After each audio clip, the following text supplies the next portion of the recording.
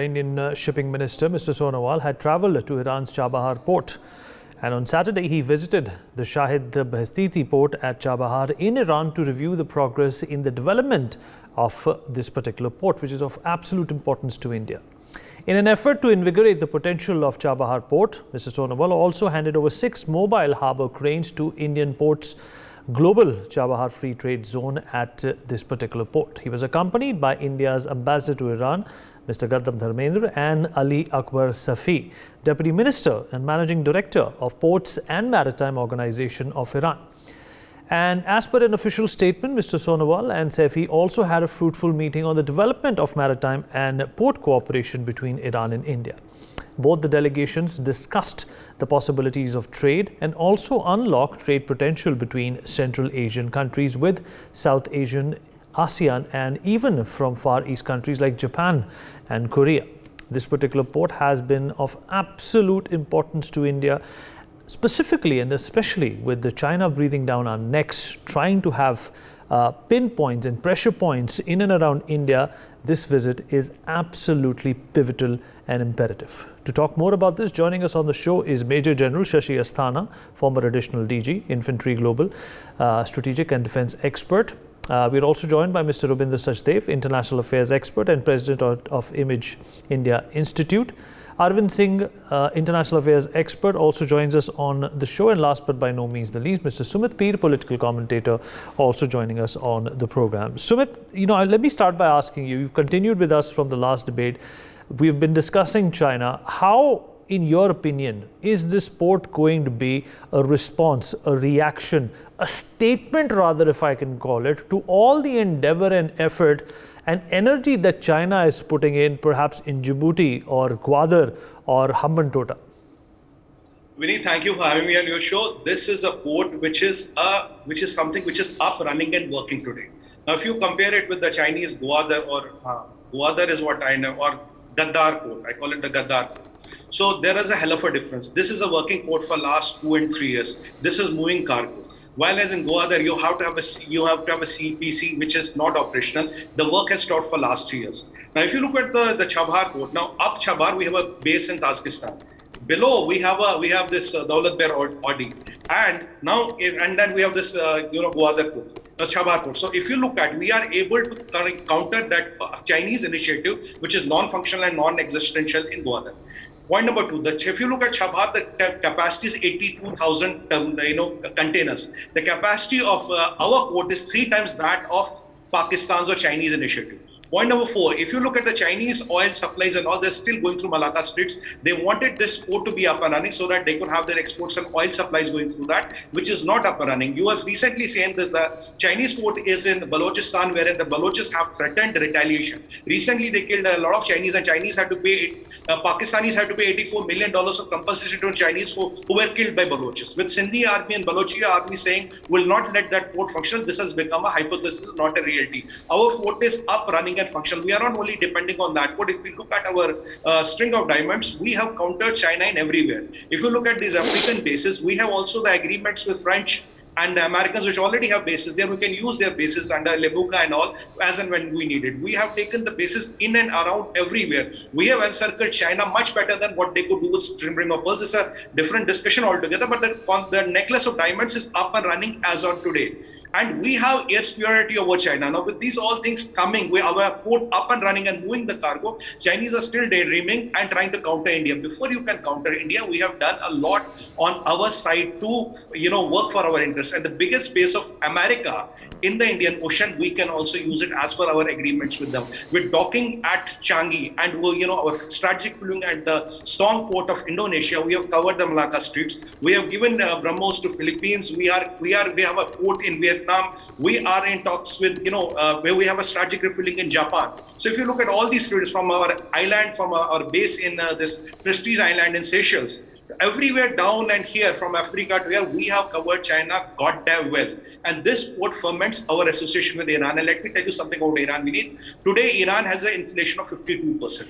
This is the only port out of 6 major ports which is not under US sanctions because we are there. As long as we are there, it will not be under US sanctions. The day we move out, it will be under US sanctions. Iran needs this port more than we need the port in Iran because this is their ventilator for trade and commerce. If this trade shuts, Iran will be really in a lot of trouble. Imagine 52% inflation. Hasn't the three ranking ministers of Iran come in last 2 or 3 months to India to buy our oil? Hasn't Dr. Jaishankar kind of said in the world places, why don't you let Iran to sell its oil? Hasn't Iran accepted the rupee trading with us? So if you look at all these things, and INS-SP passes through 2 Russian ports and 2 Iranian ports, they're already talking. We are talking for gas pipeline. While an Iranian gas pipeline has reached the Pakistan border but could never enter Pakistan.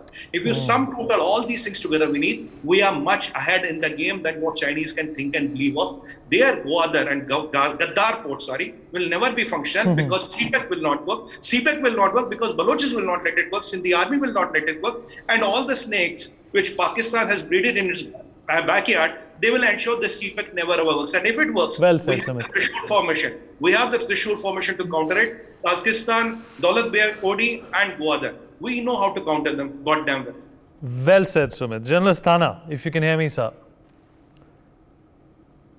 Journalist Thana, if you're there with us. So I can't hear you, sir. Can you hear me now? I can hear you now, sir. So we've been down this road multiple times before. I can photographically replay some of the things that you have said about this discussion in the past. But things have changed, sir, since the last time we spoke about Chabahar and Gwadar and Djibouti and whatnot. There is a threat perception that China is trying to, in fact, infiltrate into India's mind about its activities which are taking place in and around the oceans that cover India. What do you make of the importance of this visit, and how is this port actually going to open doors for India, in a defense way and commercially as well? Firstly, let me add on to what Sumit has said, and this port is strategically extremely important for us for many reasons. One, it is at the mouth of Gulf and Strait of Hormuz. It is 170 kilometers from Gwadar. It dominates the channel, it dominates the strait extremely well. Secondly, this is the shortest route from CAR to warm water access in Gulf. That is from Tajikistan, this is the shortest route. The CPEC does not give a viable alternative to this route by virtue of distance and by virtue of the ease of reaching there. That's one part of it. Secondly, as far as this port is concerned, it is at the junction of the oil as well as trade route. And therefore, it dominates the strait much better than Gwadar. Now, as Sumit mentioned, Gwadar is a non-functional port, whereas this is a functional port. Our Indian port global has been able to do a trade of 4.8 million tons of cargo, which also includes the European Union, Russia, Ukraine, both, which also includes the ASEAN countries, which also includes the Indo-Pacific countries, a number of them.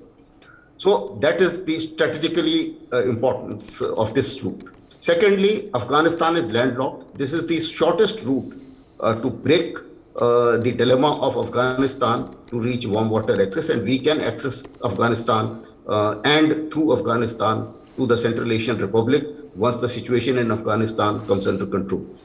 So these are some of the issues as far as this port is concerned. Also, if you see, Sumit mentioned about international north-south transport corridor. Now let me just highlight this. It is a multimodal corridor. So from St. Petersburg and Moscow, if you get into Caspian Sea, you have a choice. You can go to Azerbaijan. Kazakhstan can also get connected to Caspian Sea. We are looking at a multimodal network. So that multimodal network can bring you to Iran. And once you are in Iran, then whether you use Bandar Abbas or you use Chabahar, both are working. Second, it is a landmark in Indian history for the reason because we are now operating a port outside. That is first global port which we are operating. earlier, if you recall, we didn't had that kind of expertise. Humboldt Tota was offered to us first before Chinese, but we couldn't take that opportunity at that point of time. That's one part of it. Secondly, now when we talk of Chinese, their Djibouti they have only one base, and that is Djibouti, and that is located on the other side of Strait of Hormuz. So whatever shipping has to come out of Strait of Hormuz, Chabahar is in a better position to dominate that. Secondly, you are 170 kilometers from Gwadar, so that also gives you a leverage, because you are now blocking Gwadar, because you can launch a blockade on Gwadar from one side, and also you are physically present on the other side. Similarly, you have now equal number of beads in the string of pearls as Chinese have. So that also makes it very important. Most important thing is that it gives a fair amount of importance to the Indian-Iran relation, which are very important. Indian-Iran trade, rupee terms, as he mentioned. I will add on to that the Iranian oil is the best oil. We have the refineries attuned to Iran oil, and we would like to revive that trade as fast as possible. Although we did give in to UN sanctions at some point of time, but notwithstanding that, this is an option available should the strategic situation change at some point of time. And as far as Chinese are concerned, yes, China is also building bridges with Iran and having much closer relationship with Iran. But as Sumit mentioned, Iran, it is beneficial for Iran to have relationship with India and have Indian stakes in their ports, because that saves them for the ire of the West. Chinese presence does not save them from the ire of the West. So this is a very major difference for Iranians, and therefore it is a port of interest to Iran as well as India. Vineet. All right, good points over there. Arvind Singh, this is a port which always features in India's top priorities. There were some hiccups, there were some impediments in the past as well. There was also this thought about Iran, getting closer to China. That could have become some sort of a pain point for India as well. But, as things would have it, India still considers it to be a part of its international program and plan to dominate not only Southeast Asia, but the countries in the Far East and West, but the entire world. Right, Vineet. Actually, what I suppose that it's really pleasant to have a presence of Indian shipping minister there in Iran, because India already delayed this project and paid the cost, the friendship with USA. I suppose this port, since after the division of India-Pakistan, we lost the Karachi. So now this port will not only give the India's reach to the Central Asia, but the Afghanistan. And I suppose when will be dealing with the Afghanistan, we'll be having a more strong positions. Not only the Afghanistan, but some other regions of the world will also be in a connections with India. And it's really pleasant that some private partners from the India side, they are also taking interest in it. So it's really a good thing. And I suppose since we have started talking about this port in around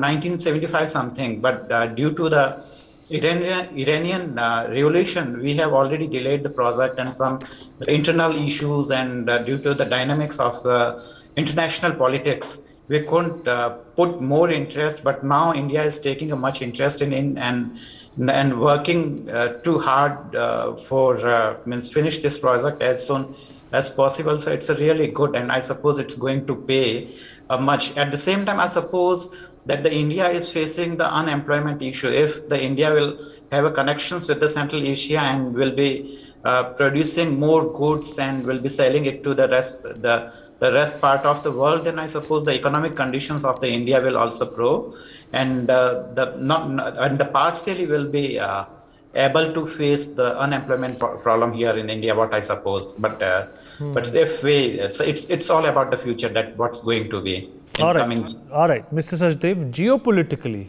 according to you, what is the purpose of the Chabahar, and how is it going to be leveraged by India to counter China? Thank you. Couple of things. You see, if we do not have a Chabahar, And if we do not have the eye in the North-South corridor, we are zero in this theater. We have no presence then, we have no engagements then, right? All our ability to even trade, the costs are higher, right, going via any other.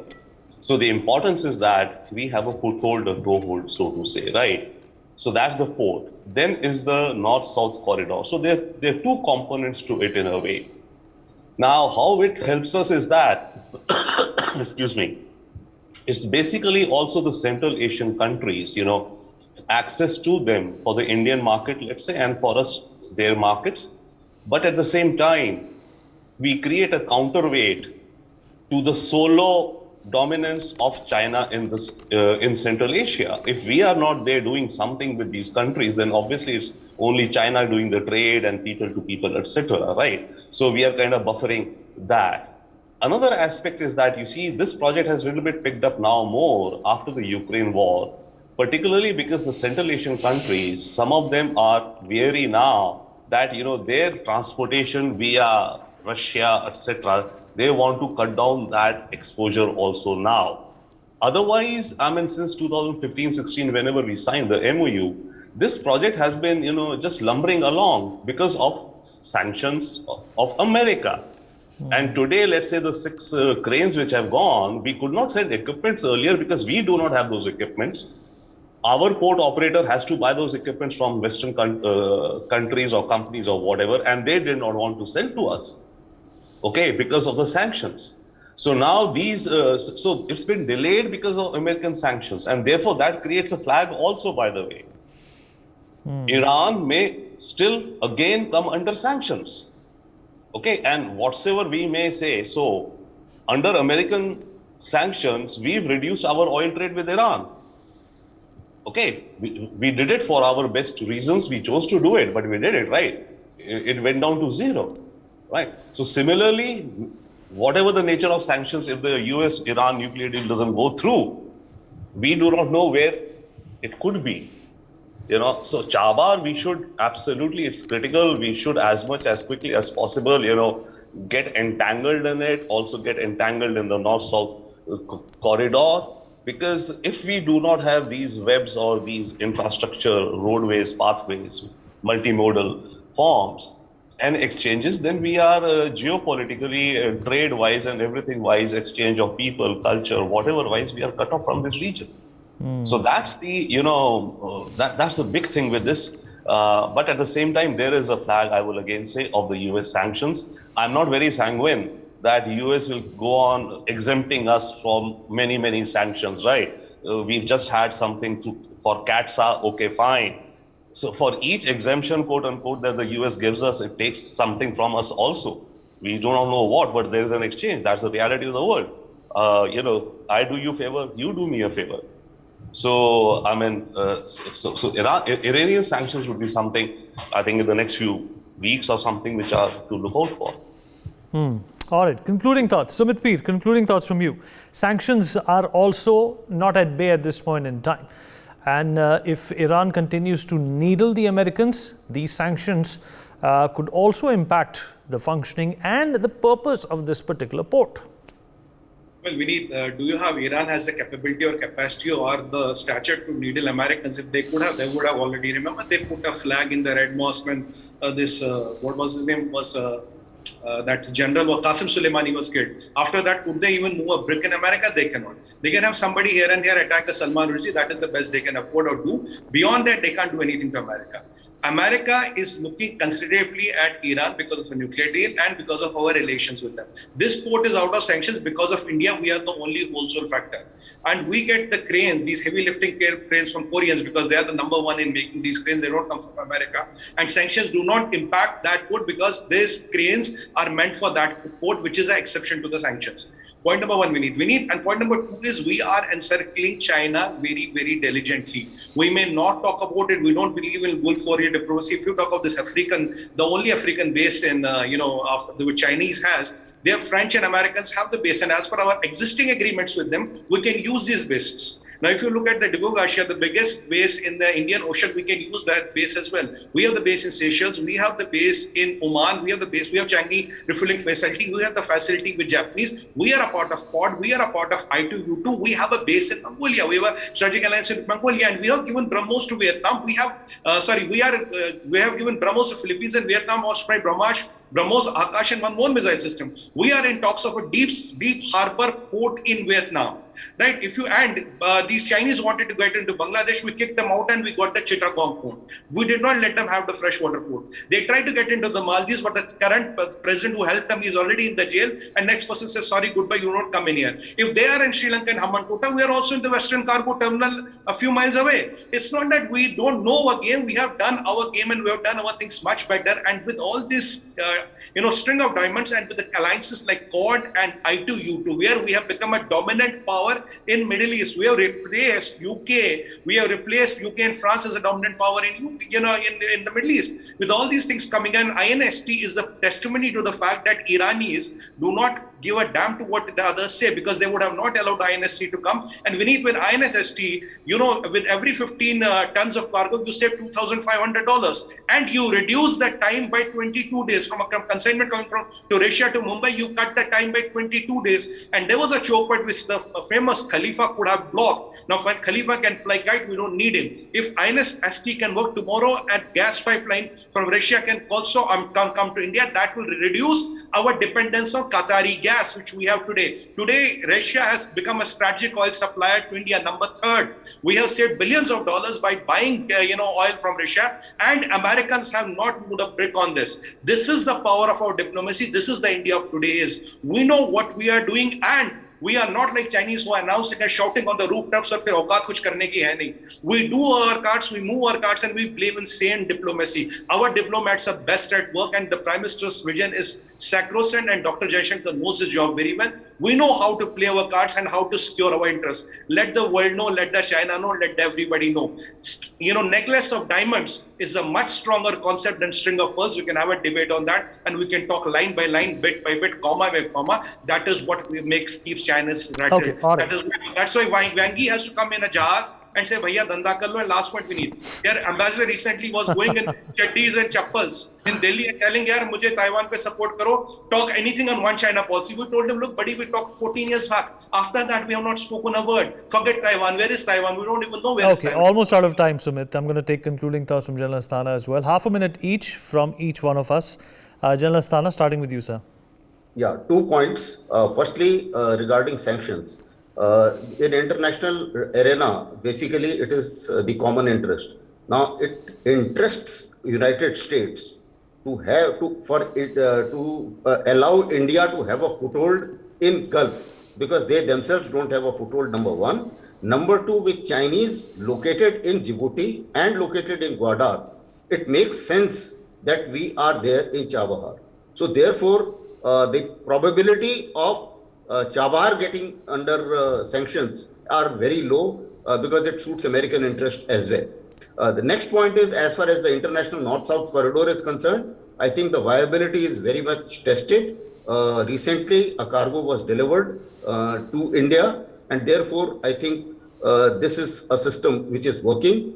And most of the countries, the Central Asian Republic countries and other countries, are looking at this route because of the problems which have happened because of Russia-Ukraine conflict, and therefore this is going to become an active discussion subject in times to come. Vineet. All right, Arvind. Right, I suppose it's really pleasant that at least now the India is moving towards that project, and I suppose it's going to give a really very much fruitful results in coming future. Yeah, that's my conclusion. Mr. Sachdev. Thank you. My thought would be that, India should immediately push as much as we can, as aggressively as we can, to improve trade between Russia and Central Asia via this route ASAP. The sooner the trade starts happening, the more, possession is everything in a way, right? As General Asthana mentioned, in the last 3 months, apparently, I think it's been about 3,000 tons or 114 containers which have come from Russia to India via this route. So the more these trade flows can be, accelerated, the much better would it be for India? Because, it's something that you start getting entwined. So our interest is to be entwined and to have a presence, be it of a shipping companies, cargo agencies, cargo companies, businessmen, trade. I think would complement what else is happening on the infrastructure side of the North-South corridor. Because the more there's a demand by trade or a movement, the more quicker these linkages can be, stitched together, some of them. All right, great points over there. We've completely run out of time. Sumit, go ahead. 10 seconds, please. I have just one point to make. Let's not forget we had a contract with Uzbekistan, $450 million.